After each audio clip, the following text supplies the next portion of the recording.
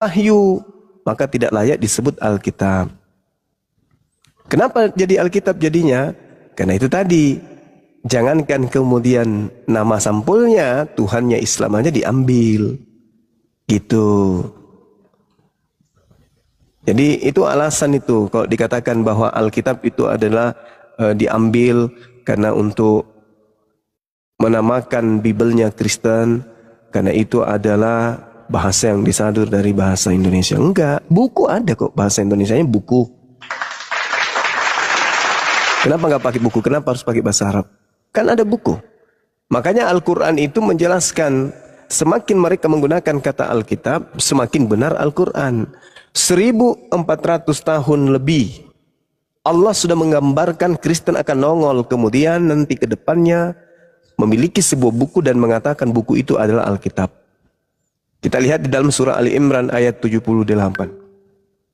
Apa kata Allah? A'udzubillahi minasyaitonirrajim. Wa inna minhum lafariqan yalwu alsinatahum bil kitab litahsabu minal kitab wa ma huwa minal kitab. Itu kata Quran. Dan sungguh di antara mereka niscaya ada segolongan yang memutarbalikkan lidahnya membaca kitab agar kamu menyangka bahwa yang mereka baca itu berasal dari kitab. Padahal itu bukan dari kitab. Itu bukan dari kitab. Dan kamu mendengarkan mereka berkata itu dari Allah, padahal itu bukan dari Allah. Mereka mengatakan hal yang dusta terhadap Allah, padahal mereka mengetahui. Tuh, Al-Quran mengatakan tuh. Jadi mereka membaca buku dan berkata itu adalah Alkitab, padahal bukan. Itu bukan Alkitab. Makanya dikatakan dalam surah Al-Baqarah ayat 79, "Fawailul lil ladzina yaktubuna al-kitaba bi aydihim tsumma yaquluna hadza min indillah." Mereka membaca kemudian ya dan mengatakan bahwa itu adalah Alkitab, itu adalah firman Allah, padahal itu bukan firman Allah. Mereka menuliskan dengan tangan mereka sendiri dan mengatakan itu adalah Alkitab, padahal bukan. Kenapa saya katakan bahwa kitabnya orang Kristen ini hanya niru-niru nama Al-Quran? Karena kalau dia masih menggunakan istilah Biblos, ya sedangkan dia mengambil kata Alkitab saja, jarang orang yang berakal percaya. Apatah lagi kalau masih menggunakan Biblika atau Bibliko. Itu teman-teman. Jadi mereka menyamar-nyamar karena mereka punya tipikal yang memang sudah nyamar. Filipi 1:18, sebab bagaimanapun juga Yesus diberitakan dengan maksud mengelabui atau menipu atau dengan jujur, aku Paulus tetap bersuka cita. Jadi memang tujuannya mengelabui. Makanya menggunakan nama Alkitab. Tidak ada dasarnya, tapi ya untuk mengelabui banyak orang. Maka secara terstruktur agama yang datang dari barat ini, apapun mereka akan lakukan demi untuk menipu orang lain. Gitu teman-teman sekalian. Dan agama ini nggak ada malunya memang. Kenapa tidak ada malunya? Karena jelas-jelas agama mereka itu bukan dari Timur Tengah. Agama mereka itu dari Barat. Tapi mereka masih menggunakan istilah-istilah dari Timur Tengah. Itu memalukan itu. Mereka mencoba menggunakan Elohim. Kan memalukan. Elohim itu Tuhannya Yahudi.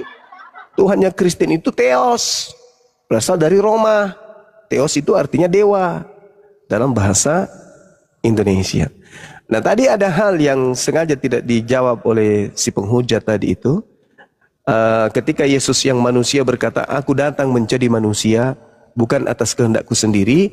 Dengan Yesus yang bukan manusia, di dalam Filipi 2, nomor 6, nomor 78, aku menjadi manusia atas kehendakku sendiri. Itu adalah dua oknum yang berbeda. Satu Yesus manusia, dan satunya lagi yang disembah Kristen adalah Yesus yang bukan manusia. Itu adalah Yesus yang berbeda. Silakan Dinda Alfi. Ya ini ada Bang Al-KTP. Bang, selamat malam Bang.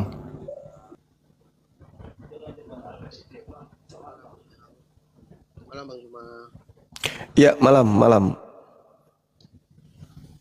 Saya mau bertanya Bang Juma kalau boleh. Silakan. Boleh ya. Silakan. Ada ayat di Yohanes 11, 25 sampai 26. Iya. Yesus berkata kepada Marta, "Akulah kebangkitan dan hidup. Barang siapa percaya kepadaku, ia akan hidup walaupun ia sudah mati. Dan setiap orang yang hidup dan yang percaya Kecil kali suaranya, bro. Sorry. ya, Oh, ini yang pernah mualaf nih.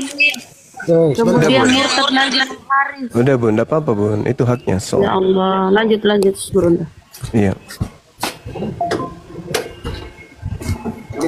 dan setiap orang yang hidup Iya. dan yang percaya kepadaku tidak akan mati selama-lamanya." Ini ayat membuktikan atau menunjukkan bahwa dialah Yesus yang firman itu, yang Allah sendiri yang bisa menghidupkan orang mati. Kalau begitu. Ya, kalau menurut saya jelas kata-katanya itu katanya Yesus sendiri lagi. Oke. Ayat ini mengandung makna bahwa kematian jasmaninya bukanlah akhir. Iya. Ya, silakan Bang Jual. Oke. Jadi dikatakan bahwasanya kata Yesus kepada Marta, saudaramu akan bangkit. Kata Marta kepadanya, aku tahu bahwa ia akan bangkit dan pada waktu orang-orang akan bangkit pada akhir zaman. Kata Yesus, akulah kebangkitan dan hidup. Barang siapa percaya kepadaku, ia akan hidup walaupun ia sudah mati. Ini bagus ini. Saya percaya ini. Sekarang saudara percaya tidak? Bahwa Yesus itu diutus hanya untuk domba yang hilang dari umat Israel. Itu dulu. Jangan percaya kepada yang lain ya. Jangan percaya kepada pemberitaan Paulus. Jangan. Tapi percaya kepada pemberitaan Yesus. Yesus yang harus dipercaya bukan? Bukan pastor, bukan pendeta, bukan Paulus, bukan yang lain. Tapi Yesus. Ketika Yesus berkata, aku diutus hanya kepada domba yang hilang dari umat Israel. Apakah saudara percaya? Kalau Anda tidak percaya, Anda tidak memperoleh hidup. Ayo. Anda ada dalam keadaan terjepit. Kalau Anda tidak percaya, Anda tidak peroleh hidup. Kalau Anda percaya, Anda bukan domba dari Israel. Terjepit Anda. Terjepit. Akulah kebangkitan. Kenapa kemudian Yesus mengatakan akulah kebangkitan? Karena pada saat Yesus datang sebagai Mesias ke tengah-tengah Bani Israel, Israel itu sudah ditinggalkan Tuhan. Israel dalam keadaan hancur lebur. Israel adalah puing-puing yang ditinggalkan oleh Tuhan. Anda boleh baca dalam Yeremia 23. Bagaimana Tuhan kemudian mengutuk mereka Bani Israel. Dikarenakan mereka selalu ingkar terhadap Tuhan. Maka Tuhan ingin membangkitkan Bani Israel. Maksudnya memulihkan kembali kejayaannya melalui Yesus.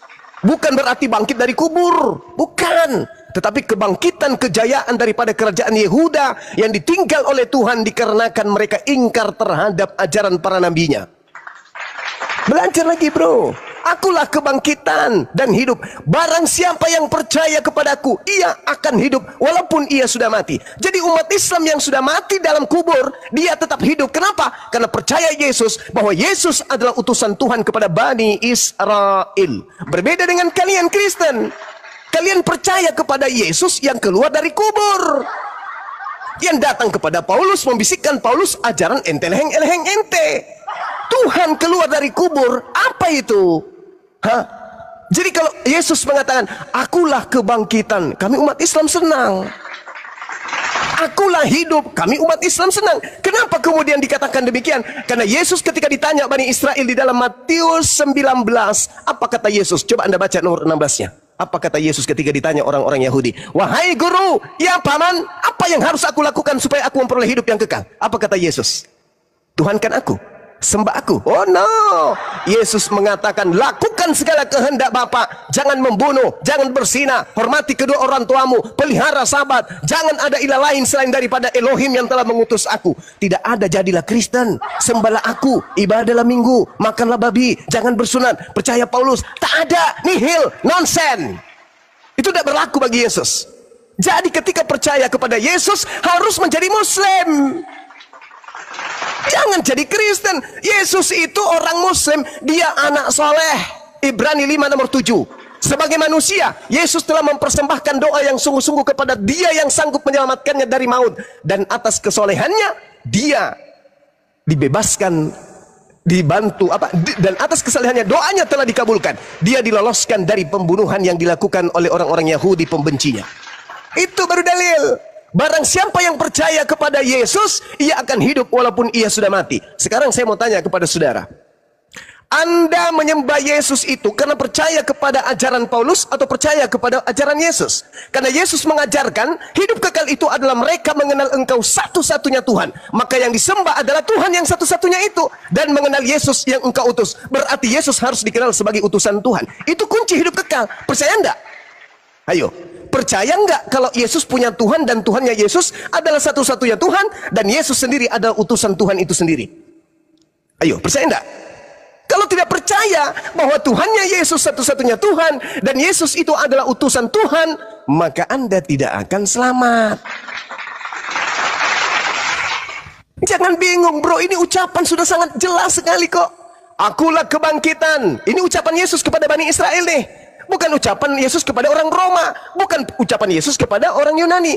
Ucapan Yesus kepada orang Yahudi, akulah kebangkitan, akulah hidup, itu adalah ucapan penganut ajaran tauhid agar mereka kembali menyembah kepada Allah dan mengakui Yesus sebagai utusan Allah. Bukan ajaran Roma. Ajaran Roma itu penyembah dewa-dewa.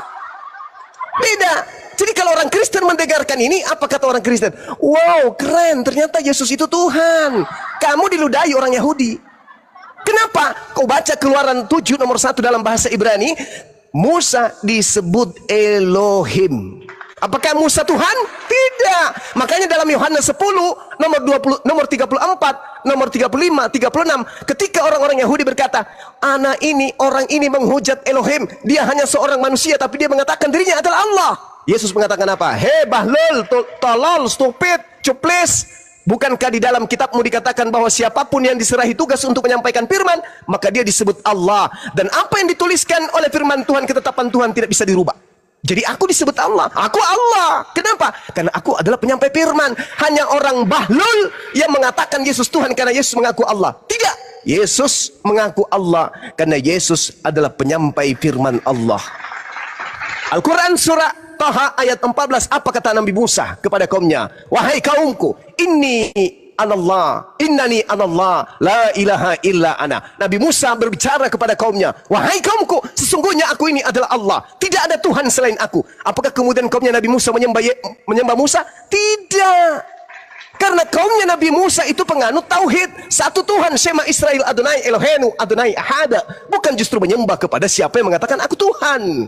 Makanya ketika Yesus dikatakan sama muridnya, Yesus guru, tunjukkanlah Bapa itu kepadaku. Apa kata Yesus? Hei, sudah sekian lama engkau bersama dengan aku, masih juga kau bertanya, tunjukkan Bapa itu. Hah? Bukankah kau tahu Bapa itu bukan manusia, bukan anak manusia? Bapa itu tidak serupa dengan apapun. Bapa itu tidak bisa dilihat dan tidak bisa didengarkan. Kenapa kau masih minta tunjukkan Bapa itu? Itu berarti kau bodoh. Siapa yang melihat aku, itu sama melihat Bapa.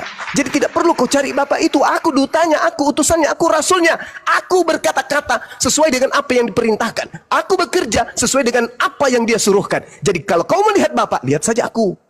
Bukan berarti orang Yahudi menganggapnya Tuhan, tidak. Hanya orang bodoh dan bahlul, penyembah setan, yang menganggap Yesus itu Tuhan karena Yesus berkata, siapa yang melihat aku sama melihat Bapa. Enggak. Siapa yang melihat Nabi Muhammad sama dengan melihat Allah. Kenapa? Karena Nabi Muhammad utusan Allah yang di atas engkau ingin diutus untuk menjalankan segala apa yang diperintahkan oleh Allah kepadanya. Tapi Nabi Muhammad bukan Allah.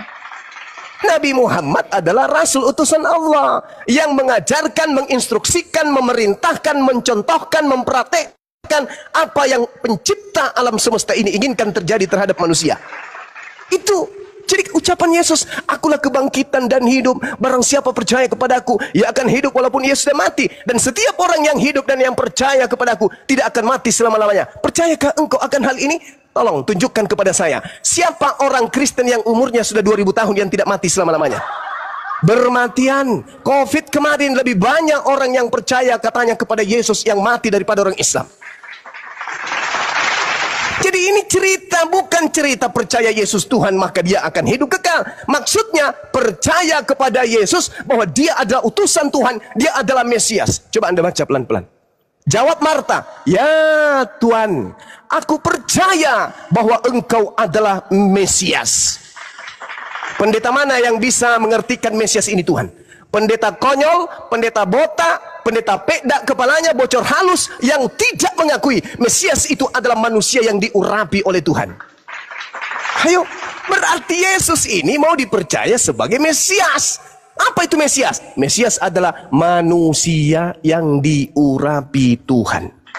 Barang siapa yang percaya kepadaku bahwa aku adalah Mesias, orang yang diurapi oleh Tuhan, maka dia akan memperoleh hidup yang kekal. Kristen bukan golongan Bani Israel. Kristen ini kelompok luar. Mereka ini adalah pendatang gelap. Mereka adalah pasukan serigala yang nyamar domba. Mendengarkan pemberitaan Bible, pengajaran Bible, dianggapnya Yesus ini Tuhan.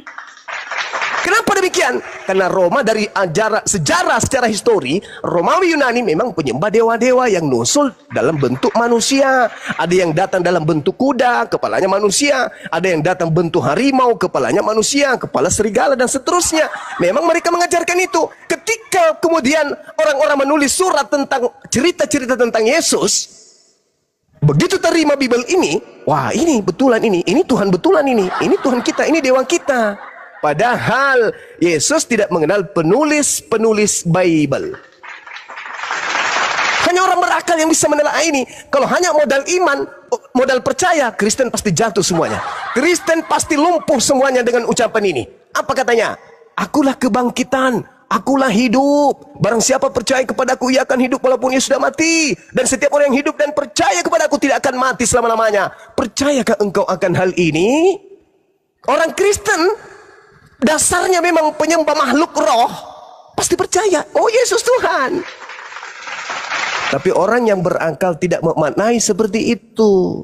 Kenapa? Karena Yesus itu nabi, Yesus itu rasul, dia itu Mesias, dia wakil Tuhan.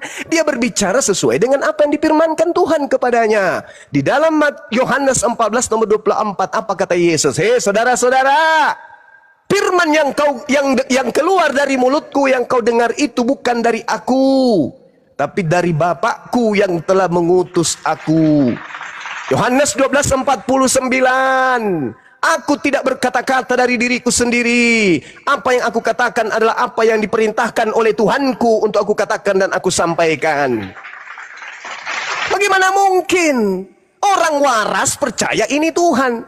Jadi kalau besok hari ada orang Anda temukan, barang siapa percaya kepadaku, akulah kebangkitan, akulah hidup, dia akan memperoleh hidup dan tidak akan mati. Anda percaya? Padahal sudah sangat jelas Yesus menguraikan siapa dirinya. Dia adalah nabi, dia adalah rasul, makanya haram hukumnya dibunuh, disalib, digantung, nggak boleh. Tapi satu hal terakhir, satu hal yang perlu saudara pahami. Kenapa setiap ucapan Yesus itu larinya kepada, oh dia Tuhan, oh dia Tuhan, oh dia Tuhan, oh ini dia Tuhan, oh Yesus Tuhan, oh ini buktinya dia Yesus Tuhan. Kenapa demikian? Karena Kristen sudah didogma dari awal bahwa Yesus turun ke bumi menjadi manusia untuk menebus dosa-dosa Kristen, makanya dia disalib. Itu sudah didoktrin dari awal itu. Jadi apapun ucapan Yesus sudah kudu diimani dia Tuhan. Meskipun dia mengatakan, aku tidak dapat berbuat apa-apa dari diriku sendiri. Apa pelarian Kristen? Oh itu pada saat itu dia sedang dalam keadaan manusia. Coba. Kenapa dia menjadi bayi? Oh dia datang untuk menggenapi pembunuhan di atas tiang salib. Coba bayangkan, semuanya akan dilarikan kepada konsep plesetan. Kenapa Yesus mati? Oh karena dia 100% manusia dan juga 100% Tuhan. Itu ilmu apa itu? Ilmu apa itu? Ilmu plesetan. Ilmu yang terpleset karena setan. Masa ucapan gara-gara kayak gitu dia jadi Tuhan? Akulah kebangkitan, akulah hidup. Buktinya dia manusia. Buktinya dia tidak dapat berbuat apa-apa dari dirinya sendiri. Jadi arti daripada akulah kebangkitan, ajakan kepada Bani Israel untuk percaya dirinya sebagai apa? Mesias. Baca data selanjutnya. Marta lebih tahu daripada Kristen. Apa kata Marta? Ya Tuhan, aku percaya bahwa engkaulah Mesias, anak Tuhan, dia yang akan datang dalam dunia. Itu jelas itu. Dan sesudah berkata demikian, ia pergi memanggil saudaranya Maria dan berbisik kepadanya, Guru kita ada di sana dan dia memanggil engkau. Coba. Marta ketika membisiki Maria, dia tidak mengatakan, Maria, ya paman, Tuhan kita ada di sana. Enggak. Kalau pemahaman Anda itu adalah Tuhan, kenapa Marta berkata kepada Maria dan berbisik kepada Maria, Maria, ya tante, guru kita ada di sana dan guru kita memanggil engkau. Mendengar itu, Maria segera bangkit lalu pergi mendapatkan Yesus. Nah, Maria juga bangkit ini. Jadi Tuhan juga nanti kalau disalahartikan sama penyembah-penyembah manusia.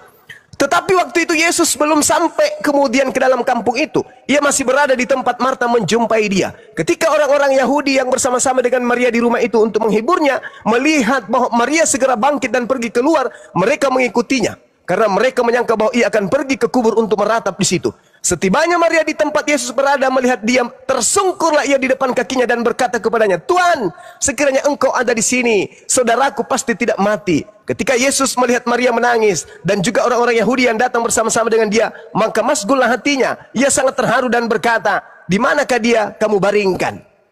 Jawab mereka, Tuhan, marilah dan lihatlah. Maka menangislah Yesus. Coba. Apa maksud dalam otak? Tadi dia Tuhan, akulah kebangkitan, akulah hidup. Barang siapa yang percaya kepada aku, ia akan hidup. Walaupun sudah mati, oh dia adalah Tuhan. Tapi data selanjutnya, maka menangislah Yesus. Hei, otak ini masih bisa nggak disembuhkan sedikit? Hah? Menangis Yesus, kenapa menangis? Tuhan nggak menangis. Kata orang-orang di sana kemudian, lihatlah betapa kasihnya kepadanya. Tetapi beberapa orang di antaranya berkata, ia memelekkan mata orang buta, tidak sanggupkah ia bertindak sehingga orang ini bisa hidup? Maka masgullah pula hati Yesus, lalu ia pergi ke kubur itu. Kubur itu adalah sebuah goa yang ditutup dengan batu. Kata Yesus, angkat batu itu. Marta, saudaranya orang meninggal itu berkata kepada Tuhan, ia sudah berbau, sebab sudah 4 hari ia mati. Jawab Yesus, bukankah sudah kukatakan kepadamu, jikalau engkau percaya, engkau akan melihat kemuliaan siapa? Kemuliaan Allah. Saya ulang, ketika Marta mengatakan, Tuhan, saudaraku ini, saudara Maria ini, si Lazarus ini Tuhan, udah membusuk. Sudah 4 hari dia meninggal. Apa kata Yesus? Bukankah sudah kukatakan kepadamu, jikalau engkau percaya, engkau akan melihat kemuliaan Allah. Anda coba sambil dengarkan saya. Anda buka Yohanes 1 nomor 14, kemuliaan yang ada pada diri Yesus adalah kemuliaan yang diberikan Allah kepada Yesus. Tidak percayakah engkau kepadaku bahwa engkau akan melihat kemuliaan Allah? Maka mereka mengangkat batu itu. Lalu Yesus menengadah tangan ke atas. Angkat tangan Yesus ke atas. Apa yang sedang dia lakukan itu? Tripping, joget, salto, atau apa itu? Telepati? Enggak. Yesus sedang memohon kepada Tuhannya Allah Subhanahu wa taala, lalu berkata, Bapa, aku mengucap syukur kepadamu karena engkau telah mendengarkan aku. Aku tahu bahwa engkau selalu mendengarkan aku. Tetapi oleh karena orang banyak berdiri di sini mengiringi aku mengatakannya supaya mereka percaya bahwa engkaulah yang telah mengutus aku. Dan sesudah berkata demikian, berserulah ia dengan suara keras, Lazarus, kadia, mari keluar wahai Lazarus. Maka orang yang telah mati itu datang keluar, kaki dan tangannya masih terikat dengan kain kafan dan mukanya yang tertutup dengan kain pelu. Kata Yesus kepada mereka, bukalah kain-kain itu dan biarkanlah ia pergi. Subhanallah.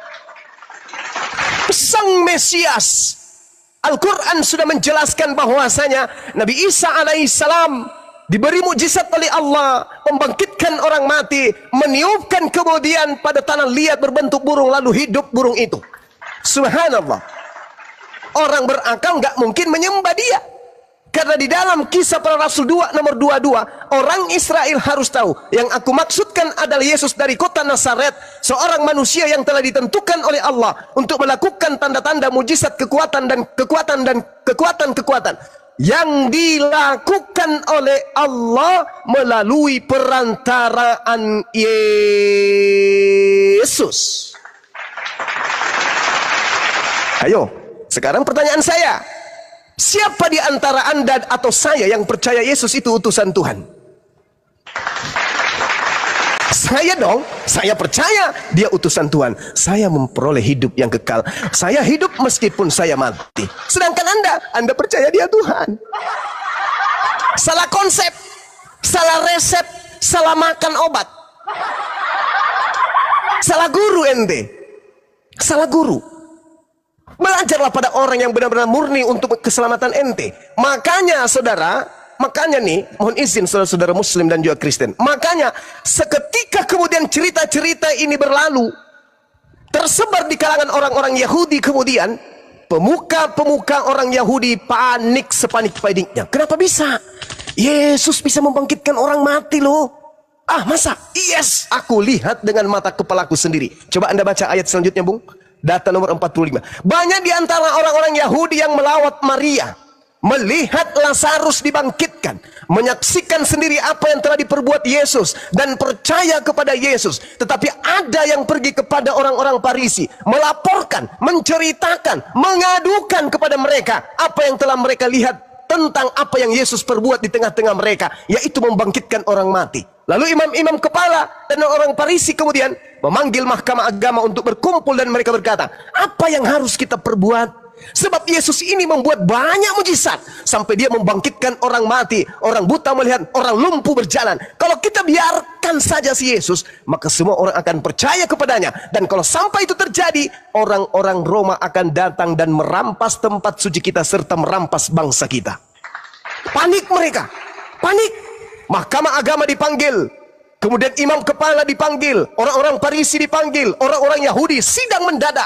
Mereka rapat, kemudian konsili dadakan diadakan kemudian pada saat itu. Apa yang harus kita lakukan? Kalau kita biarkan Yesus begini terus, maka orang akan semakin percaya kepada dia. Semakin banyak yang percaya kepada dia, semakin kurang yang membayar upeti, semakin kurang yang membayar pajak. Dan kalau itu terjadi, maka bangsa Romawi akan datang merampas tempat suci kita dan juga merampas bangsa ini. Tetapi seorang di antara mereka, yaitu Kayapas, imam besar. Sekali lagi saya katakan, bukan pendeta, bukan pastor, bukan penatua, bukan jemaat, bukan kaleng-kaleng, tapi seorang imam besar, ahli Taurat, mahkamah agama, orang Farisi, imam-imam kepala ada di bawah kekuasaannya. Seorang imam besar tahun itu kemudian berkata kepada mereka, kamu tidak tahu apa-apa dan kamu tidak bertobat, bahwa lebih berguna bagimu jika satu orang Yesus mati untuk bangsa kita daripada seluruh bangsa ini binasa. Jadi apakah ada nubuat?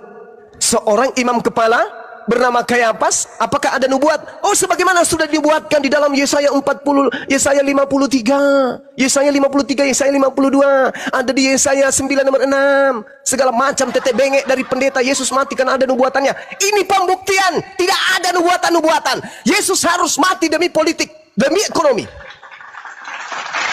Tidak ada itu nubuatan, itu muncul dari gereja. Yesus mati kenapa? Sudah dibuatkan, ada di dalam sini. Nenek Lukiper, tidak ada itu nubuatan. Yang terjadi, seorang imam kepala, imam besar pada tahun itu, yang mengepalai mahkamah agama, yang mengepalai imam-imam kepala, yang mengepalai orang Farisi, yang mengepalai ahli Taurat, yang mengepalai orang Yahudi, bernubuat tahun itu juga. Apa katanya? Lebih baik satu orang Yesus mati daripada seluruh bangsa kita ini binasa. Hal itu dikatakannya bukan dari dirinya sendiri, tetapi sebagai imam besar pada tahun itu dia bernubuat. Jadi jangan ngemis-ngemis nubuat, jangan minta-minta nubuat di dalam Yesaya, kitabnya orang Yahudi. Jangan. Nubuat untuk Yesus sudah ada dari imam kepala.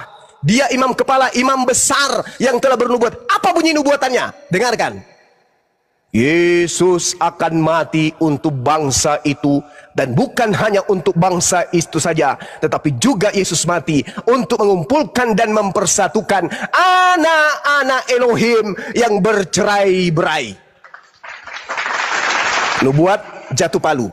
Nubuat tahun itu Yesus harus mati untuk menyelamatkan bangsa Israel, bukan yang ada di tengah-tengah Yerusalem saja, tetapi bangsa Israel yang berpencar ke seluruh bumi yang telah bercerai-berai. Jadi tidak ada Yesus mati untuk Karisteng, tidak ada Yesus mati untuk orang Medan, untuk orang Makassar, untuk orang Flores, untuk orang Kupang, orang untuk Toraja. Tidak ada. Nehi Murica Ketum Berjahe, tak ada. Yesus mati hanya untuk bangsa Israel. Maka imamnya bernubuat, adalah lebih baik Yesus mati seorang diri daripada bangsa kita seluruhnya binasa. Apa yang terjadi? Baca nomor 53. Mulai dari hari itu mereka sepakat untuk membunuh Yesus. Ada nubuat pembunuhan untuk dosa waris? Ada nubuat untuk menyelamatkan orang Kristen? Nehi, tidak ada. Entek nara, tidak ada itu. Mulai hari itu mereka sepakat membunuh Yesus. Apa yang terjadi kemudian? Baca nomor 54. Karena itu Yesus tidak lagi tampil di muka umum di antara orang-orang Yahudi. Yesus berangkat dari situ, sembunyi dia ke daerah dekat padang gurun di sebuah kota yang bernama Efraim, dan disitulah Yesus tinggal bersama-sama dengan murid-muridnya. Mana nubuatannya? Aku harus mati kau bunuh. Nggak ada. Memang kita harus mati. Ayo Yesus, ya paman, kau kan Tuhanku kan, yang sudah bernubuat di masa kamu belum turun jadi murid. Ya, bagaimana sekarang Yesus? Kapan tanggalnya? Kapan harinya? Jam berapa? Kita pakai apa? Di mana dieksekusi kamu? Supaya dosa-dosa manusia di mana? Nggak ada. Yesus mengungsi sembunyi di sebuah kota yang bernama Efraim di padang gurun. Ayo. Data selanjutnya sampai 57. Sementara itu imam-imam kepala dan orang Farisi telah memberikan perintah supaya setiap orang yang menemukan Yesus dan tahu di mana Yesus berada agar melaporkan, agar mereka dapat menangkap membunuh Yesus. Mana mimpi gereja? Mana mimpi pendeta? Mana kebohongan pastor bahwa Yesus sudah dibuatkan? Imam kepala kau langkahi dulu mayatnya. Mahkamah agama kau sepak dulu bokongnya. Kemudian orang-orang Farisi kau tampar dulu mulutnya. Orang-orang Yahudi dulu kau julung kepalanya. Baru kalian bisa ngarang-ngarang cerita. Toh mereka yang paham Yeremia, toh mereka yang paham Yesaya, mereka yang paham Torah, mereka yang paham Ketubim, Nefiim, bukan kalian. Mereka ahli Taurat. Mereka orang Farisi, imam-imam kepala, mahkamah agama, bahkan imam besar. Kau tidak tahu tentang nubuatan? Muncul Kristen ratusan tahun kemudian, oh itu sudah dinubuatkan loh. Di mana paman? Di Yesaya. Memang lu pikir ini imam kepala mahkamah agama, ahli Taurat, orang Farisi buta Yesaya? Ngarang-ngarang cerita. Oh enggak, dia harus mati sesuai dengan nubuatan. Tuyul. Mana ada yang kayak gitu? Di situ sudah berkumpul, Yesus harus mati. Sebab kalau Yesus tidak mati, maka bangsa Romawi akan datang merampas tempat suci kita dan merampas bangsa kita. Tidak dikatakan, sebab kalau Yesus tidak mati, maka dosa waris yang sudah diwariskan Adam tidak akan ditebus. Nenek lu kiper. Itu dongeng dari barat. Gak ada itu cerita. Jadi saudara harus pahami latar belakang terjadinya pembunuhan dan penyaliban terhadap oknum yang bernama Yesus. Itu adalah kehendak orang kehendak orang Yahudi, tuan rumah, murid bangsa-bangsanya. Disebabkan karena mereka takut kalau Yesus dibiarkan hidup, orang Roma akan datang merampas bangsa dan tempat suci mereka. Itu latar belakangnya, sehingga mereka bersekongkol ingin membunuh Yesus. Coba Anda baca Matius 26 nomor 59. Baca Markus 14 nomor 1. Baca kemudian Matius 28 Matius 27 nomor 18. Apa yang terjadi di sana? Mereka melakukan tipu muslihat, mereka melakukan kesaksian palsu, mereka melakukan kebohongan-kebohongan, mereka melakukan tipu daya, mereka kemudian dengki untuk membunuh Yesus. Pertanyaannya sekarang, Yesus orang suci, Yesus orang mulia, dia terkemuka di dunia dan di akhirat. Bolehkah Tuhannya yang mengutusnya, yang mencintainya, yang mengasihinya, membiarkan dibunuh oleh manusia-manusia laknat hanya gara-gara takut bangsanya dirampas oleh Roma? Tidak mungkin. Yesus anak manusia yang diutus oleh Tuhan, tidak mungkin dibiarkan Tuhannya mati dibunuh oleh orang-orang kafir laknatullah pada zaman itu. Lalu apa kata Allah? Baca Amsal 21 nomor 18. Orang fasik, pengkhianat, pemakan suaplah yang menggantikan Yesus. Yesusnya terangkat ke langit, yang disalib adalah penggantinya. Siapa yang merasuki Yudas? Baca Yohanes 6 nomor 70. Bukankah aku yang memilih engkau yang 12? Satu di antaramu adalah iblis. Yang digantung di pohon adalah iblis. Yang keluar dari kubur adalah iblis. Dan yang kau sembah adalah iblis. Makanya tragedi penyaliban adalah sesuatu yang menjadi senjata iblis, membuat seluruh anak keturunan Adam bersama dengan dirinya masuk ke dalam neraka. Apa buktinya? Baca Lukas 4 nomor 6 sampai nomor 13. Baca, saudara-saudara Kristen di bawah, baca. Saya ulang lagi, apa buktinya bahwa iblis berhasil mencobai kalian, berhasil membawa kalian ke neraka? Baca Lukas 4 nomor 6 sampai nomor 13. Apa yang terjadi di sana? Yesus yang kau sangka Tuhan itu, yang adalah Nabi dan Rasul, ketika dicobai oleh setan, dicobai oleh iblis, iblis tidak berhasil mencobainya, apalagi membunuhnya. Baca nomor 13-nya, ketika iblis tidak berhasil mencobai Yesus, iblis mundur dari Yesus, lalu apa? Lalu apa? Lalu iblis menunggu waktu yang tepat. Maksudnya menunggu waktu yang tepat apa? Waktu yang tepat untuk menyesatkan banyak orang. Makanya di dalam Yohanes 12 nomor 31, Yesus mengatakan apa? Waktunya sekarang ini adalah waktu dunia dihakimi. Sebab iblis telah dilemparkan keluar. Keluar dari mana? Keluar dari kubur. Jadi ketika penyaliban terjadi, itulah cikal bakal mulanya dunia ini dihakimi. Kenapa? Iblis sudah menghasut semua manusia, semua raja-raja. Dan ingat, iblis datang kepada penguasa dunia. Raja-raja yang berkuasa pada saat itu dirasukinya, supaya melalui tangan-tangan mereka seluruh anak keturunan Adam ikut menjadi pengikutnya, yaitu menyembah kepada makhluk yang keluar dari kubur. Setelah kalian kerasukan makhluk yang keluar dari kubur itu, untuk supaya kalian terasa benar, maka Anda mencomot-comot pernyataan-pernyataan Yesus. Itulah buktinya dia Tuhan. Dia mengatakan, akulah kebangkitan, akulah hidup, barang siapa percaya kepadaku, bla bla bla bla bla, dan seterusnya. Siapa yang merasuki Anda untuk mengatakan itu? Iblis yang keluar dari kubur itu. Ingat, Matius 24 nomor 4 nomor 5. Waspadalah kepada penyesat yang datang kepadamu dan memakai nama Yesus dan berkata, akulah Kristus. Dia akan menyesatkan banyak orang. Jadi penyesatnya, iblisnya datang mengaku Yesus dan berkata, akulah Kristus. Ingat, pengakuan Yesus, Yohanes 1 nomor 51, apa kata Yesus? Langit terbelah, malaikat naik turun untuk datang kepada aku yang adalah anak manusia. Itu mulut Yesus sendiri berkata, aku yang adalah anak manusia, kata Yesus. Tetapi Paulus mengatakan apa dalam Galatia 1 nomor 11 nomor 12? Aku menerima Injil bukan dari manusia, tetapi dari Yesus Kristus. Aku menerima Injil bukan dari manusia, tetapi dari Kristus. Kata Yesus, apabila ada orang berkata bertemu dengan Kristus, Mesias, di padang gurun, di dalam bilik, jangan kau percaya. Makanya di dalam Galatia 1 nomor 15 nomor 16, Paulus berkata, aku diutus kepada orang-orang non-Yahudi. Aku diutus kepada orang-orang yang tidak bersunat. Di mana dalilnya? Galatia 2 nomor 8. Petrus diutus untuk orang yang bersunat, aku diutus untuk orang yang tidak bersunat. Pertanyaannya, Petrus diutus dari Yesusnya untuk mendirikan jemaat di atas batu karang. Itu Petrus. Jemaatnya adalah orang-orang bersunat. Sedangkan Yesus yang palsu mengajarkan kemudian nabi palsunya untuk keluar dari Bani Israel. Kenapa? Karena tidak mungkin Bani Israel yang bersunat, yang tidak makan babi, bisa dipengaruhi untuk makan babi dan tidak bersunat. Tidak percaya?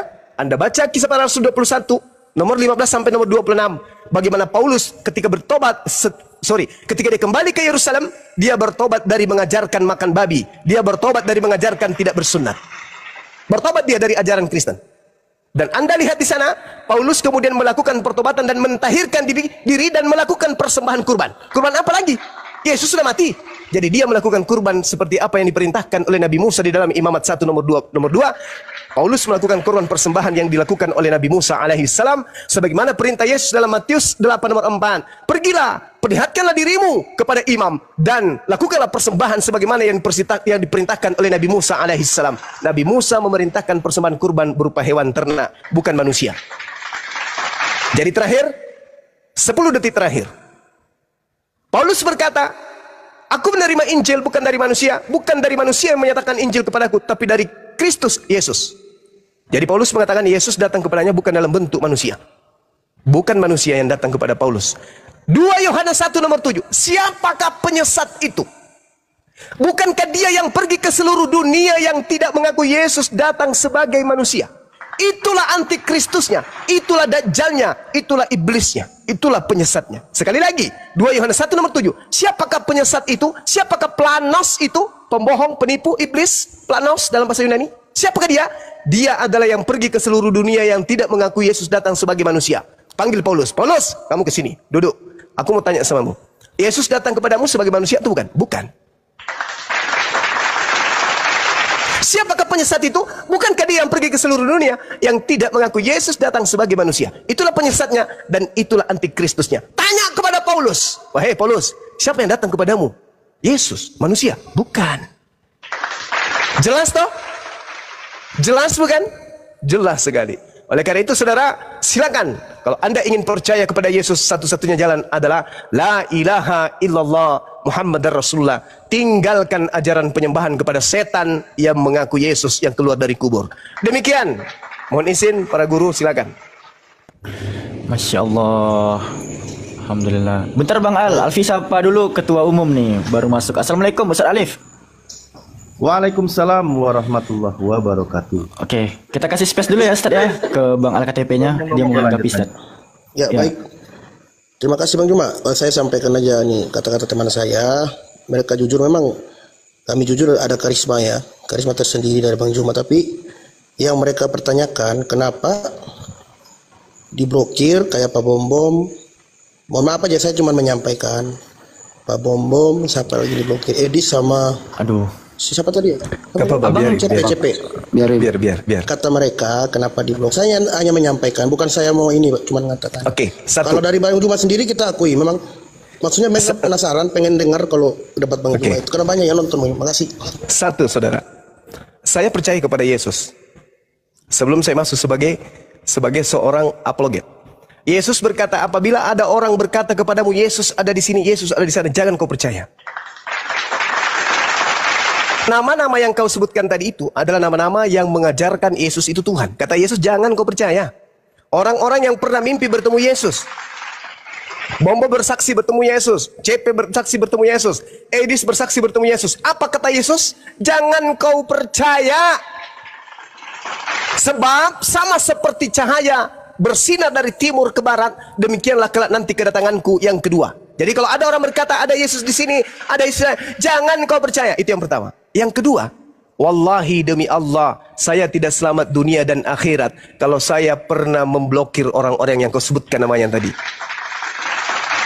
Mereka adalah pembohong, mereka adalah penipu, mereka adalah penyesat. Saya tidak tahu nomor kontaknya Edis. Saya tidak tahu nomor kontaknya si CP. Dan yang saya tahu hanya Pak Bom Bom. Pak Bom Bom justru dulu dia yang blokir saya. Dia yang blokir saya dulu. Setelah dia tahu ternyata main PK dengan Bang Suma itu bermandikan koin, barulah blokir nomor saya itu dibuka sama si Bom Bom, si manusia licik, badan besar otak kecil itu. Begitu saudara. Kemudian yang ketiga, Al-Quran saya mengatakan di dalam surah An-Nisa ayat 140. Apa kata Al-Quran saya?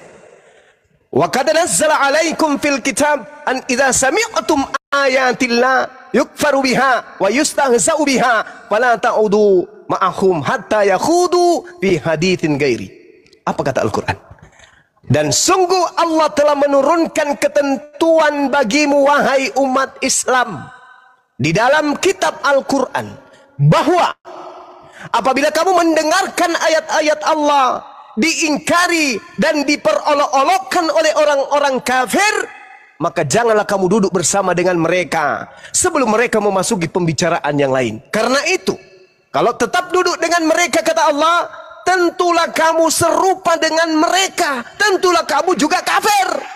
Saya tidak mau dicap oleh Tuhanku sebagai orang kafir, makanya saya tidak mau duduk bersama penghujat penista yang suka mengolok-olok Al-Quran. Saudara, siapa Bom Bom, siapa Edis, siapa si CP? Pakar Quran. Dia ngerti bahasa Arab, dia ngerti ilmu nahu. Jangankan dia, alam semesta bumi kita ini tidak bisa menemukan kesalahan Al-Quran.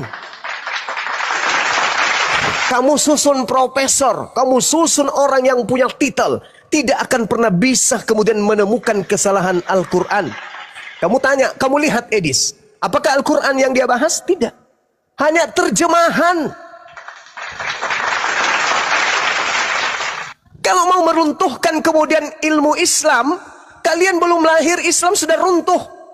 Bagaimana orang Arab, ahli syair, ahli bahasa Arab, bisa mereka melumpuhkan Al-Quran? Tidak. Justru mereka tunduk setunduk-tunduknya sejazirah Arab menjadi pengikut baginda Rasulullah Muhammad SAW. Bahkan Barat hari ini sudah mulai kemudian mereka berbondong-bondong masuk Islam. Kenapa? Karena mereka belajar Quran, mereka meninggalkan Bible yang tidak masuk akal. Kenapa kamu mengatakan Bibalmu itu benar? Karena setiap saat direvisi. Ketika ada celah, diperbaiki. Ketika ada celah, diperbaiki. Ketika ada celah, diperbaiki. Ketika ada kurang, diperbaiki. Ketika ada kurang, dikritisi. Ketika ada kurang, ditambal sulami. Ingat 2023. Baru-baru kitab diterbitkan TB2. 2024. Kitab kok gitu kali? Firman Tuhan kok dibuat kayak ondel-ondel? Setiap saat bisa dikoreksi, setiap saat bisa dirubah. Apa itu namanya? Dari situ aja sudah ketahuan bahwa kitabmu keteteran, tidak bisa mengikuti perkembangan zaman. Itu bukti bahwa kitab saudara bukan firman Tuhan, tapi perkataan wartawan manusia biasa yang ketika kemudian sudah tidak selaras dengan kehidupan manusia, dirubah lagi, direvisi lagi, dirubah lagi, direvisi lagi. Hanya orang stupid, bodoh dan bahlul yang mau percaya buku seperti itu. Al-Quran, kapan direvisi Al-Quran? Ada 1400 tahun silam Al-Quran seorang diri Nabi Muhammad. Seorang diri Nabi Muhammad SAW meneguhkan hukum Al-Quran. Sampai hari ini tidak ada sedikit pun dunia yang bisa menundukkan itu. Dunia mana yang bisa menundukkan Al-Quran? Tidak ada. Amerika sebenci-bencinya Al-Quran, bisa dia menundukkan Al-Quran? Tidak bisa. Al-Quran masuk ke Amerika, tetap menggunakan original teks. Mereka tidak ada daya dan kekuatan menghilangkan kemudian original teksnya. Kami, bangsa Arab, di negara kami ada Islam minoritas, tolong masukkan Al-Quran kepada mereka, tapi terjemahannya aja ya. Tidak ada. Kata Tuhanku, inna nahnu nazzalna dzikra wa inna lahu lahafizun. Aku yang mewahyukan Al-Quran, aku yang menjaganya. Tidak ada kekuatan di atas muka bumi ini. Begitu kemudian orang barat ingin menghancurkan pengikut Al-Quran, ingin menjadikan kemudian pengikut Nabi Muhammad tempatnya, kotanya, negaranya, bangsanya seperti neraka, Allah membalikkan perkataannya, kotanya yang jadi neraka. Hayo. Jadi kamu katakan saya blokir, wallahi saya tidak pernah memblokir manusia-manusia kucluk seperti itu. Anda orang baru di TikTok. Si CP itu pernah kutunggu semalam-malaman. Sudah kita janjian. Mari kita diskusi. Janjian. Apa yang terjadi? Dia tidak datang dengan kebohongan yang bersangat-sangat dusta. Saya berapa kali naik ke Komalnya? Berulang-ulang naik ke Komalnya. Apa yang terjadi? Di-mute. Di-mute permanen. Di-mute permanen. Di-mute permanen. Itulah yang terjadi ketika saya ke sana. Itu yang terjadi. Dan saya juga sudah menyampaikan, dari dulu saya sampaikan, si CP, Kiamat, Edis, kalau mau berdiskusi ilmiah, kalau mau menunjukkan kebenaran hakiki, bukan cuma modal keluar-keluar, bukan hanya modal internet, bukan hanya modal copy paste. Mari kita ketemu, kita offline, bertemu dengan Bang Suma. Bawa semua kitabmu, bawa semua tafsir-tafsir yang kau punya, yang katanya kau ahli. Bawa, kamu bertemu dengan saya, di mana Anda mau. Kemarin saya ditantang sama RK, roh kematian. Katanya mari kita ke Filipina. Atau kita katanya main tandang, habis ke Kupang, saya ke Makassar. Saya bilang, no, jangan ke Filipina, jangan ke Makassar. Saya datang ke rumahmu, di atas kelambumu. Saya datang. Apa yang terjadi? Tenggelam sampai hari ini, belum bangkit-bangkit. Ketakutan, minum sendiri kencingnya, dijilat sendiri ludahnya. Ada saya pernah takut berdiskusi dengan mereka? Nggak ada. Belum lahir Kristen yang mampu mengalahkan saya berdiskusi. Belum lahir. Belum ada. Belum ada Kristen yang mampu mengalahkan saya berdiskusi. Belum ada. Kenapa tidak ada yang mampu mengalahkan saya? Karena saya mendalami Bible. Mereka tidak mendalami Bible. Yang mereka dalami adalah perpuluhan. Bagaimana caranya orang-orang yang tidak mempelajari Bible bisa dipungut iuran perpuluhan setiap bulan. Itu yang diperdalam di agamamu, bukan Biblenya. Coba tunjukkan kepada saya, ada nggak sekolah-sekolah yang khusus untuk mendalami materi tentang Bible? Mengkaji tentang original teksnya, mendalami tentang original teksnya, membahas tentang original teksnya, menghafal tentang original teksnya. Ada? Tidak akan pernah Anda temukan itu. Karena sejatinya tokoh-tokoh kalian tahu ini bukan firman Tuhan. Ini hanya upaya propaganda untuk mencari uang. Kau lihat yang Anda sebutkan tadi, bom-bom, misinya apa? Give, duit, hidup. Edis misinya apa? Give, duit, hidup. CP misinya apa? Give, duit, hidup. Itu misi mereka. Kalau saya nggak butuh duit, saudara. Saya tidak munafik, saya nggak butuh duit, give, saya nggak butuh pemberian donasi. Enggak. Alhamdulillah Allah memberikan rezeki kepada saya. Gak ada. Saya datang di tengah-tengah kita semua, tengah-tengah Anda semua, hanya untuk meluruskan akidah, meluruskan pemahaman kalian. Karena Al-Quran saya memerintahkan itu. Ud'u ila sabili rabbika bil hikmah. Perintahkan seluruh manusia, ajak manusia. Innal ladzina amanu yuqatiluna fi sabilillah wal ladzina kafaru yuqatiluna fi sabilit tagut. Faqatilu awliya asy-syaitan. Inna kaida syaitan kana daif. Wahai orang-orang beriman, perangilah saudara-saudaranya setan. Siapa saudara setan? Siapa yang beriman kepada apa yang setan hadiahkan di atas tiang salib. Siapa yang menerima itu? Kalian harus diperangi, tapi bukan dengan kekerasan, bukan dengan senjata, diperangi dengan logika, diperangi dengan akal, pakai ilmu. Kita cerdaskan. Bagaimana mungkin Anda bisa menyembah manusia yang keluar dari liang kubur? Pencipta langit dan bumi enggak seperti itu. Yesaya 6 nomor 15. Tuhan maha tinggi, maha suci. Bagaimana mungkin dikatakan maha suci? Dia datang menjadi mayat, menjadi bayi, orok, pipis di celana sendiri. Tidak mungkin, itu mustahil. Tetapi ini bukan mengatakan bahwasanya Anda harus menjadi Islam. Enggak. Islam tidak mengajarkan itu. Islam hanya mengatakan seru mereka. Ketika mereka ingin mendengarkan, silakan dia dengarkan. Ketika mereka ingin mengingkari, silakan dia mengingkari. Tidak ada paksaan. La ikraha fid din. Anda mau masuk Islam hari ini, besok masuk Kristen lagi, besoknya masuk Islam lagi, Kristen lagi, Islam lagi, Kristen lagi, sampai Anda masuk di kubur. La ikraha fid din. Silakan. Tidak ada paksaan, tapi ingat, jangan pernah Anda punya niatan untuk menyerang Islam. Karena Islam itu agama jihad. Jangankan ente-ente pade yang kepalanya kecil hanya besar perut karena makan babi, Belanda saja yang lengkap senjata umat Islam bisa usir dari sini. Itu. Jadi, jangan Anda pernah bermimpi. Jangan pernah bermimpi. Ya, kita harus perangi. No, kami tidak akan pernah memberikan langkah belakang. Kita akan selalu berhadapan. Islam itu agama jihad. Kenapa Indonesia disegani oleh bangsa asing? Karena di negara ini ada kumpulan manusia-manusia yang gerahnya selevel dengan gerahnya makhluk langit. Mati bagi kami adalah kemuliaan demi kebenaran. Bukan kami menganut ajaran kasih pipi kanan, pipi kiri, kasih bokong kiri, bokong kiri. Kami tidak menganut itu. Nah, jadi kalau Anda mengatakan jangan diblokir, jangan begini, saya tantang mereka 1 lawan 1000 offline tanpa internet, baru kita lihat siapa yang paham kebenaran. Allahu Akbar. Itu baru laki-laki. Kalau mereka itu encong semuanya. Oke, saya kira begitu, silakan. Bohong itu, saudara. Demi Allah, saya tidak pernah blokir mereka. Edis saya tidak tahu nomornya, si CP saya tidak tahu nomornya. Kalau Pak Bom Bom, justru dia, wallahi Pak Bom Bom itu yang berapa kali memblokir nomor saya. Semua orang tahu Pak Bom Bom itu paling takut berhadapan dengan saya. Kenapa belakangan dia berani? Karena dia sudah merasakan ternyata berdiskusi dengan Bang Suma melahirkan pembeli beras sampai 2-3 minggu ke depan. Kalau saya bertemu dengan Bom Bom, di mana komal dia berada, meskipun di komal Kristen, kalau saya naik, dia langsung lari. Seperti melihat setan. Itu dulu. Tapi ketika dia terjebak, malu dia, karena sudah banyak jemaat yang mengatakan, kenapa harus lari kalau ada Zuma? Harus bertahan. Oh iya, dia pertahankan. Apa alasannya dulu? Saya gaptek, saya tidak bisa, saya nggak tahu internet, saya nggak bisa, nanti saya dilaporkan, saya nggak bisa bikin akun lagi, saya cuma bisa di YouTube, nggak bisa di TikTok. Itu bahasa dia. Tapi ketika saya naik, dia nggak bisa lari, takut malu, dia lihat berterbangan ikan hiu, kemudian motor, mobil, pesawat, apalagi ular naga, apalagi singa, kucing, meong, balau, tikus, lengkap semua.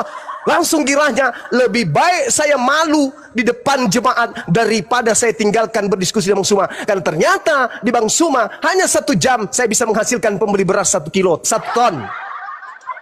Saya sudah selama ini dari pagi sampai pagi, konten saya sampai 12 jam satu konten, saya dapat koin hanya 100, 200, bahkan biasa tidak sampai 100. Begitu Bang Suma naik, meskipun saya dipermalukan, yang penting bisa makan. Itu Bom Bom itu. Itu Bom Bom.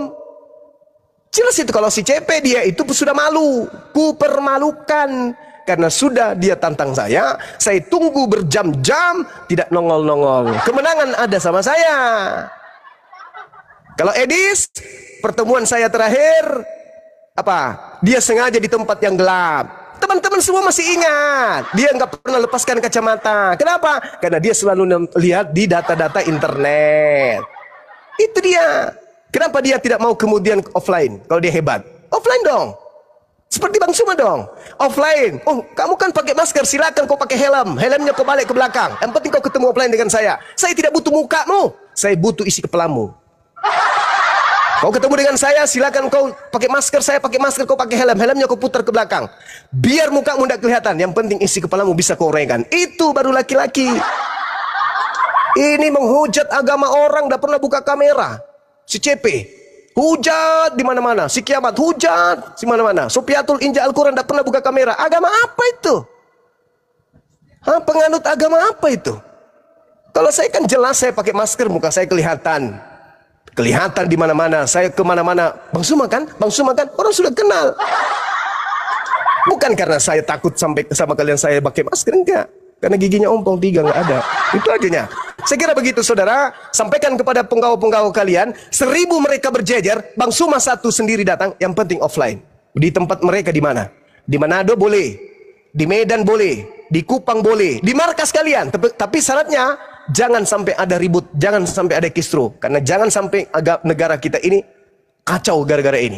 Justru karena kita tidak ingin negara kita ini kacau, maka para penghujat-penghujat Kristen harus dihentikan. Ya, saya Bang Suma bisa berdiskusi dengan baik, bisa kemudian berdebat dengan baik, tergantung kalian. Kalau kalian datang menghujat, habisin kalian.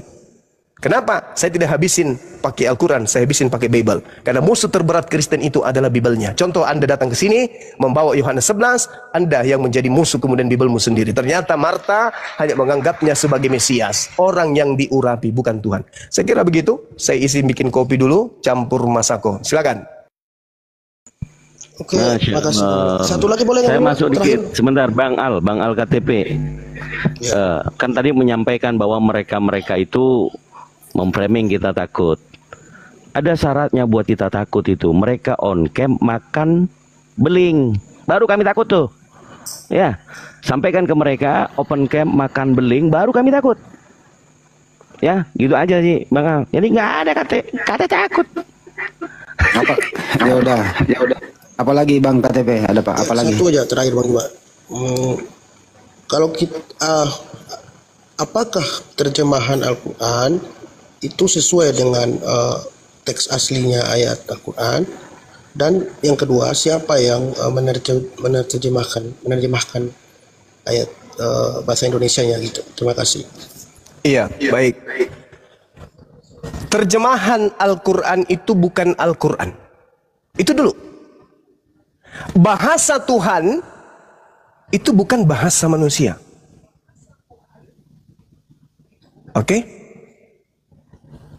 Jadi, ketika berbicara mengenai terjemahan itu adalah upaya manusia kemudian untuk memahami isi Al-Quran. Nah, yang menerjemahkan Al-Quran itu banyak. Ya, Kementerian Agama, mereka para ahli terjemah, mereka yang bisa kemudian menguasai 15 ilmu minimal, ilmu dasar Quran. Itu. Dan kalaupun ada yang keliru terjemahannya, apakah merusak Al-Quran? Tidak. Karena Al-Quran tetap ada. Jadi sekali lagi saya katakan, Al-Quran itu adalah kalamullah, kalam Allah, firman Allah. Terjemahan adalah perkataan manusia. Beda. Perkataan manusia dan perkataan Tuhan itu berbeda. Perkataan Tuhannya adalah yang diterima oleh sang Nabi dari Tuhan melalui Roh Kudus. Itulah firman Tuhan. Terjemahannya itu bukan firman Tuhan lagi. Itu adalah upaya manusia untuk menerjemahkan isi Al-Quran, isi kitab, isi firman Tuhan. Bagaimana dengan kitab saudara? Itu terjemahan bukan? Nah, itu bukan firman Tuhan itu. Karena itu adalah perkataan manusia yang mereka terjemahkan dari aslinya. Aslinya pun bukan firman Tuhan, karena penulis-penulis Bible bukan dari murid Yesus. Nah, jadi kalau berbicara mengenai terjemahan Al-Quran, contoh misalnya kita ambil di dalam Al-Quran surah Al-Baqarah misalnya. Salah satu contohnya, taruhlah ini, Al-Baqarah ayat 255. Ketika kita mengambil ayat ini, terjemahannya tidak akan mungkin dikatakan bahwa bertentangan dengan original teksnya, tetapi mendekati. Kalaupun misalnya nanti ada kata yang lebih mendekati, itu diganti, dipakai, tetapi tidak merubah dan tidak menghapus original teks. Yang berganti adalah terjemahan, karena terjemahan adalah bahasa manusia. Contoh, saya ambil ayat yang tadi di dalam Al-Quran surah Al-Baqarah. Allah, terjemahannya Allah. La, terjemahannya tidak. Ilaha, Tuhan, sembahan. Illa, kecuali atau melainkan. Huwa, dia. Al-Hayyu, yang maha hidup. Al-Qayyum, yang terus menerus mengurus. La ta'khuzhu, la tidak, ta'khuzhu, menimpahnya. Apa itu? Sina, ngantuk. Tidak mengantuk, wala, dan tidak naum, tidur.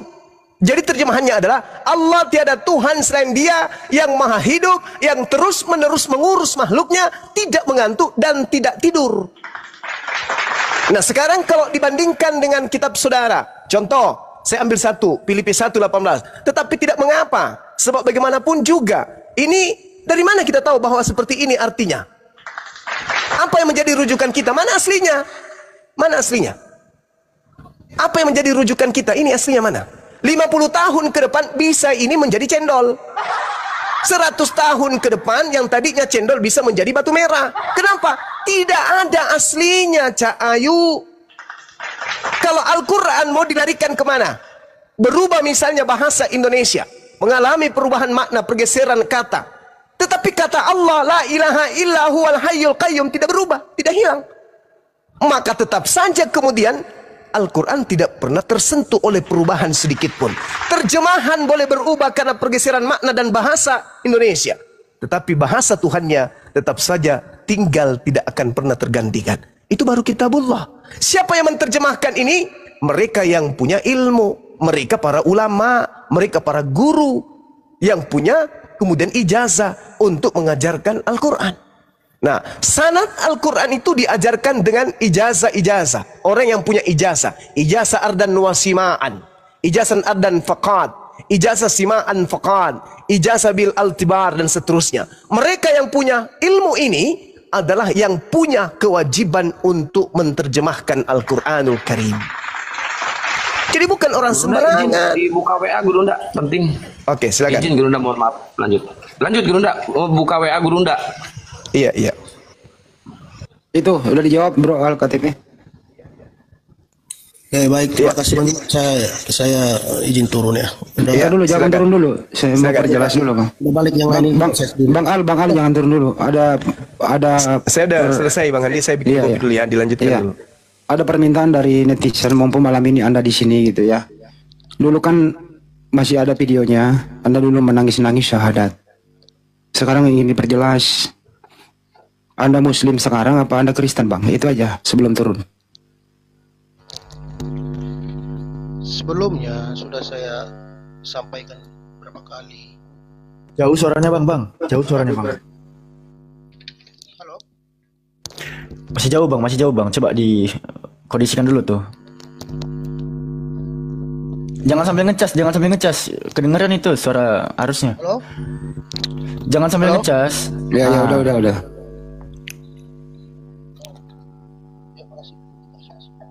Silakan di warung Surabaya. Jadi orang sampai bawa kursi. Mohon maaf. Ya, silakan.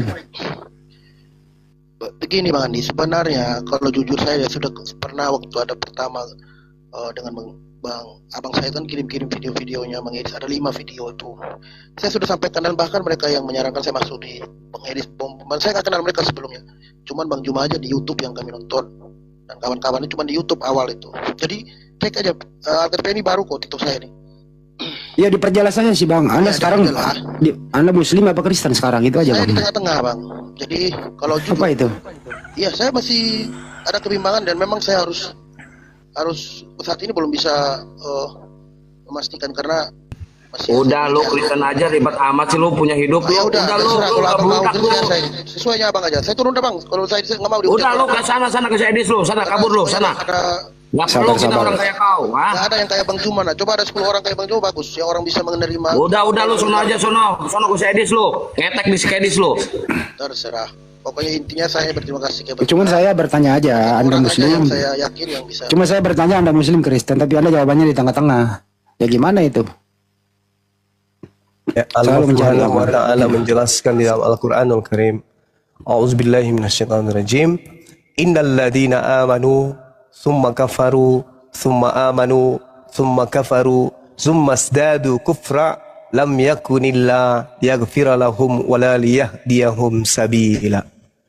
Sesungguhnya orang-orang yang beriman lalu murtad, kemudian beriman lagi, kemudian murtad lagi, lalu bertambah kekafirannya, maka Allah tidak akan mengampuni mereka dan tidak pula menunjukkan kepada mereka jalan yang lurus.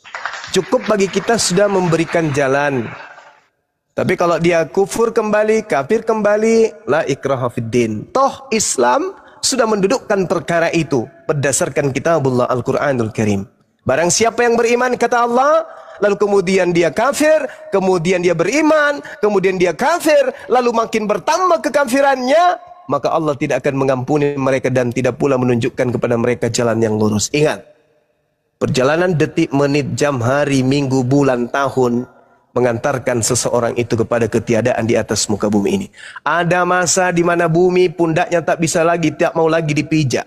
Ada masa oksigen ogah lagi masuk di dalam paru-paru orang tersebut.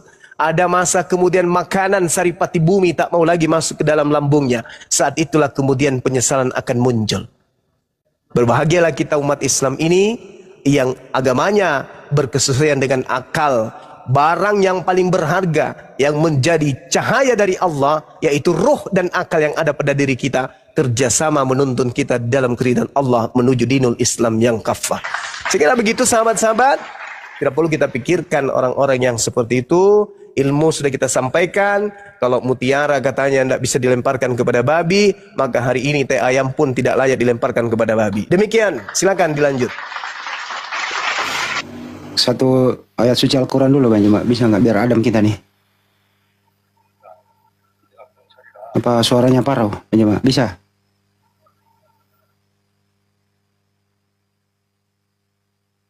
Insya Allah bisa. Surah Maryam 16 sampai ke bawah. Bismillahirrahmanirrahim. Surah Maryam ya? Ya. Sorry teman-teman. A'udzubillahi minasyaitonirrajim. Bismillahirrahmanirrahim. Wazkur fil kitabi Maryam izin tabatat min ahliha makanan syarqiyah fattakhazat min dunihim hijaba فأرسلنا إليها روحنا فتمثل لها بشرا سويا قالت إني أعوذ بالرحمن منك إن كنت تقيا قال إنما أنا رسول ربك لأهب لك غلاما زكيا قالت أنى يكون لي غلام ولم يمسسني بشر ولم أك بغيا قال كذلك قال ربك هو علي هين ولنجعله آية للناس ورحمة منا وكان أمرا مقضيا فحملته فانتبذت به مكانا قصيا فأجاءها المخاض إلى جذع النخلة قالت يا ليتني مت قبل هذا وكنت نسيا منسيا فناداها من